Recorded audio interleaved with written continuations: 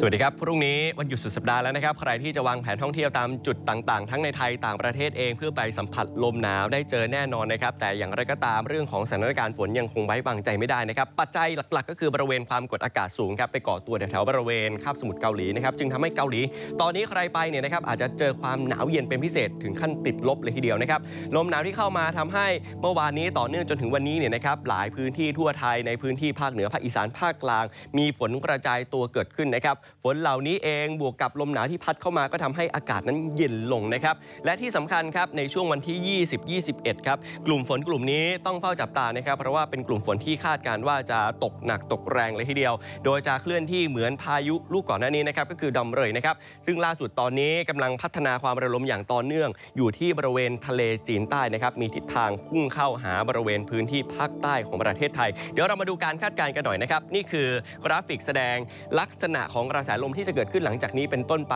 สีเหลืองคือกระแสลมแรงนะครับจะสังเกตว่าสีเหลืองนั้นค่อยๆมีการเคลื่อนที่จากบริเวณทางตอนบนเนี่ยนะครับลงมาเรื่อยๆตามบริเวณทะเลจีนใต้นะครับส่วนจุดนี้เป็นหย่อมความกดอากาศต่ำที่หลังจากนี้ก็จะพัฒนาความระลมกลายเป็นกลุ่มฝนนะครับทิศทางจะสังเกตว่ามีทิศทางค่อยๆเคลื่อนตัวเข้าสู่บริเวณฝั่งอ่าวไทยของเราคล้ายๆกับพายุดอมเริงนะครับดังนั้นสถานการณ์ในครั้งนี้ก็จะคล้ายๆกับเมื่อต้น